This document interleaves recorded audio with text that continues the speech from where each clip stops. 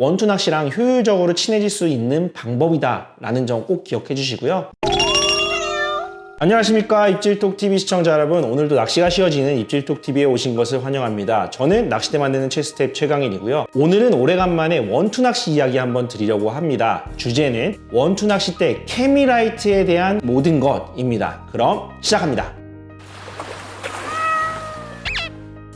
원투대 들고 시원한 풍경에서 멋진 분들과 맛있는 음식 먹으면서 즐기는 원투 낚시 많이 즐기고 계신가요? 야간에는 주간과 다르게 뭔가 스위치 딱 끈 것처럼 조용하고 적막한 분위기 속에서 초리대 지그시 바라보면서 즐기는 그 힐링 타임, 굉장한 매력이라고 볼 수 있는데요. 그런데 이 원투 낚싯대에서만큼은 다른 어떠한 낚시보다 케미라이트, 굉장히 중요한 부분 중에 하나입니다. 케미라이트, 줄여서 케미라고 부르는 이 친구들은 종류가 좀 많다 보니 이번 영상에서는 크게 세 가지로 묶어서 설명을 드리려고 합니다. 첫 번째가 낚싯대 초리대 끝에 달아준다고 해서 끝보기 캠이라고 부르고요. 두 번째가 삼각대 끝에 달아준다고 해서 삼각대 캠이라고 부르겠습니다. 마지막에는 낚싯줄, 원줄이든 목줄이든 이렇게 줄에다가 달아준다고 해서 줄보기 캠이라고 부르겠습니다. 사실상 지금 말씀드렸던 세 가지 중에서 특정 친구들은 야간 낚시를 할 경우에는 없으면 절대 안 된다라고 할 정도로 굉장히 중요한 소품 중에 하나인데요. 하나하나 요소별로 살펴보도록 하겠습니다. 끝보기 케미라이트.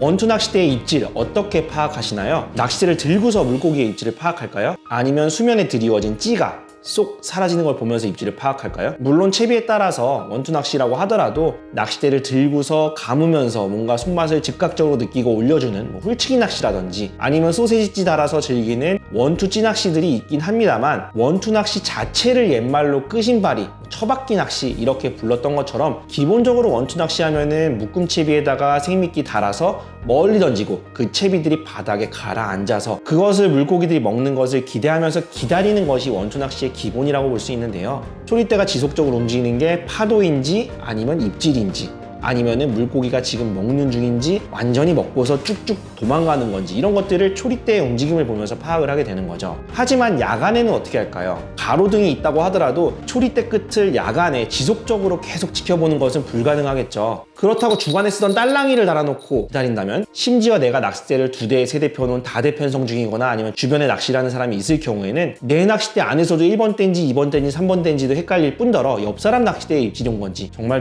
헷갈리기 마련입니다. 그렇기 때문에 우리는 초리대 끝에다가 끝보기 캠이라고 부르는 케미라이트를 달아서 입질을 확인하게 됩니다. 이 끝보기 케미는 크게 세 종류로 볼 수 있는데요. 첫 번째는 우리가 팔찌 기억하시죠? 야광 팔찌 같이 꺾어서 쓰는 방식의 케미라이트가 있습니다. 장점이라면 역시 굉장히 저렴하다는 거, 아마 개당 몇백 원 단위이기 때문에요. 하룻밤을 몇백 원으로 보내기에는 충분히 부담스럽지 않은 금액이죠. 단점이라면 배터리 방식에 비해서 확실히 밝기가 어둡다라는 겁니다. 다음은 배터리를 이용해서 단색으로 빛나는 방식이 있는데요. 장점은 확실히 밝다는 점이고요. 단점이라고 하면 상대적으로 인공지능 케미에 비해서 단색으로 계속 빛나기 때문에 내가 다른 데를 보다가 봤을 때 입질이 왔다고 하더라도 그것을 즉각적으로 파악하기가 어려운 게 있습니다. 또 입질을 무조건 초리대를 보면서 알아야 되기 때문에 계속 초리대를 이 빛을 바라보면서 오는 눈의 피로도라는 게 있을 수 있어요. 마지막은 인공지능 방식인데요. 배터리를 사용하기 때문에 당연히 밝고요. 무엇보다 입질에 따라서 색깔이 바뀌는 것이 특징입니다. 그만큼 원투 낚시의 피로도가 줄어든다고 볼 수 있는데요. 특히 이게 입질이 오는 동안만 색깔이 바뀌는 게 아니라 입질이 오고 나서 약간의 딜레이를 주지만 그 시간 동안 유지가 되기 때문에 찰나의 순간을 놓친다고 하더라도 빨간색으로 살짝 그 순간을 볼 수 있기 때문에, 만약에 초리대는 그대로인데 빨간색이다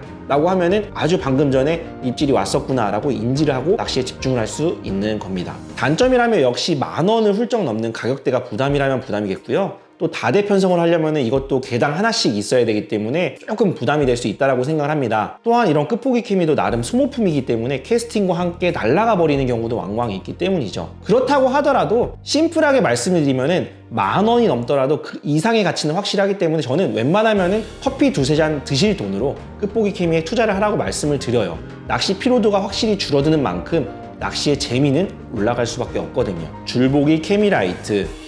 줄보기 케미가 뭐지? 하는 분들도 야간에 원투 낚시를 가면 불빛이 쭉 캐스팅과 함께 날아가는 거 하면은 아, 그거 하실 거예요. 그런데 의외로 이 줄보기 케미의 용도와 목적을 잘못 알고 계신 분들이 많으시더라고요. 민물 낚시 해보신 분들은 아시겠지만 전자찌 내지는 이제 케미라이트가 하는 역할이 물론 가장 중요한 것은 입지를 파악하는 용도이겠지만요. 또 다른 목적 중 하나는 채비의 탄착 지점을 확인할 수 있다는 겁니다. 한 번은 오른쪽, 한 번은 왼쪽으로 이렇게 계속 탄착 지점이 바뀌다 보면은 애써 집어해 놓은 노력이 반감될 뿐만 아니라 다대편성을 할 경우에는 라인 간섭이 생길 수도 있기 때문입니다. 민물 낚시와 비교했을 때 수십 배는 더 멀리 날아가는 원투 낚시의 특성상 라인이 서로 크로스될 경우에는 소중한 입질에 의해서 랜딩까지 했을 때 내 낚싯대끼리 뿐만 아니라 정말 옆에 있는 사람들의 낚싯대들을 끌고 올 수 있는 상황이 생길 수 있기 때문입니다. 때문에 저는 원투 낚시를 할 때 이 줄보기 케미를 굉장히 중요하게 여깁니다. 특히 내가 원투 낚시를 갔다. 그런데 주변에 사람들이 있다라고 하면 저는 무조건 쓰시는 것을 권장을 합니다. 하나의 원투 낚시 매너라고도 생각을 해요. 이 줄보기 케미를 달고 캐스팅을 멀리 하고 나서 와, 내 채비 멀리 날아가네 이렇게 감상하는 것이 아니라 내가 바라본 방향으로 정상적으로 날아가는지 또는 좌탄이 나진 않았는지 우탄이 나진 않았는지를 확인하는 거죠. 만일 좌탄, 우탄이 났는데 그걸 내가 바로 확인할 수 있다면 무슨 일이 있었냐는데 채비 회수하고 다시 정방향으로 캐스팅하면 아무 문제가 없겠죠. 더불어 우리가 캐스팅할 때 상탄도 날 수 있거든요. 주간에는 보이잖아요. 뽕돌을 내가 캐스팅을 탁 했는데 하늘로 저 높이 올라갔다가 바로 앞에 20-30m 앞에 풍덩 빠지는 거죠. 낮 시간에는 확인을 하고 아, 잘못 던졌네 그리고 다시 회수해서 던질 수 있지만 야간에 만약에 그런 일이 생긴다면 분명히 긴 시간 뒤에 뽕돌이 들어가는 소리가 났기 때문에 아, 충분히 멀리 날아가겠구나 하고서 기다리면 안 되겠죠. 이 경우에도 줄보기 케미를 본다면은 줄보기 케미가 하늘로 높이 날아갔다가 떨어졌다. 그러면 바로 회수해서 던질 수 있는 이런 식으로 내 채비가 어느 방향으로 어떻게 날아가는지를 확인을 하고 낚시를 효율적으로 할 수 있는 게 바로 이 줄보기 케미의 장점이라고 말씀드릴 수 있겠습니다. 아무튼 이 줄보기 케미는 100m 가까이 날아가는 원투 낚시의 특성상 꺾어서 쓰는 방식은 사용이 어렵고요. 보통은 이렇게 배터리를 끼워서 사용을 하게 되는데요. 여기도 크게 두 가지 형태가 있다고 보실 수 있습니다. 이렇게 배터리를 끼우는 방식의 경우에는 케미가 들어왔죠. 여기에 홀더가 있습니다. 이렇게 고리가 달려있는 홀더가 있고요. 홀더에다가 배터리를 끼워서 그리고 이 고리를 채비에다가 원줄에서 연결되는 뭐 돌의 구멍 아무데나 되겠죠? 돌에다가 달아서 사용을 하게 되는 거죠. 그러면은 내가 채비를 캐스팅하게 되면은 이 줄이 날아가는 방향과 동일하게 케미가 달려서 날아가게 되는 방식이 되겠고요. 또 다른 케이스 같은 경우는 이렇게 실리콘 하우징이 되어 있는 케미라이트인데요. 이 실리콘 하우징을 먼저 원줄에 관통을 시켜주게 되면은 줄 안에 케미 하우징이 위치를 하게 되고요. 여기에다가 배터리를 케미라이트와 함께 끼워주게 되면요. 불이 들어온 상태로 이 케미라이트를 하우징에 그대로 끼워 넣어주는, 그래서 도래가 아니라 줄에 연결되는, 아까 보셨던 이러한 친구들이 대부분 그런 역할이라고 보시면 돼요. 이렇게 줄에 케미라이트가 매달려 있죠. 이런 식으로 다양한 형태가 있긴 한데요. 공통적인 거는 둘 다 425 내지는 435 배터리를 사용할 수 있기 때문에요. 저 같은 경우는 이게 제가 실제로 사용 중인 태클박스이거든요. 425, 435 배터리 굉장히 많이 가지고 다니고요. 도래랑 더불어서 보시면은 이렇게 줄보기 케미와 끝보기 케미를 이렇게 색깔별로